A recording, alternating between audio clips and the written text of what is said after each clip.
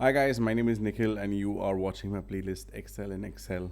In today's video, I'm gonna show you how we can use custom views for the same sheet. So this is useful when you have some sort of data which only you want to see, and then you have a custom set of cells that you want maybe person X to see, and then you have a specific other custom views that you want maybe person Y to see.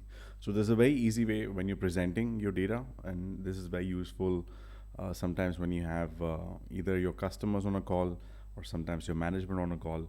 So I hope you enjoyed this video, and I'm also gonna have timestamps in this video in case you want to jump in and out, although it's going to be pretty short.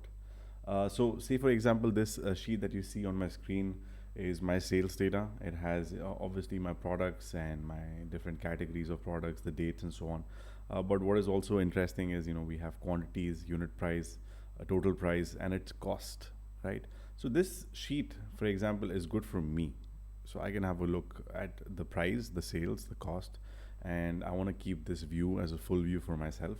So what I would ideally do is I would just maybe go to the view tab, and I would go to custom views, and I would go to add, and let me call this my view, and I would keep these settings as they are. But just remember, this function cannot well, or it won't function at all if your data is set in a table.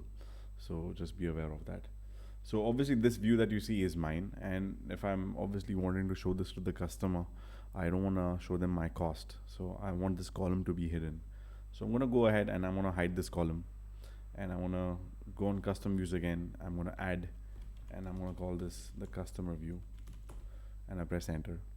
Let's say that I am going to present something to my management, but I don't want to have a lot of data. I just want to maybe show the products, the categories, and the prices and the quantities with the cost. So I would hide these, and I would create this view for management view, and I press OK.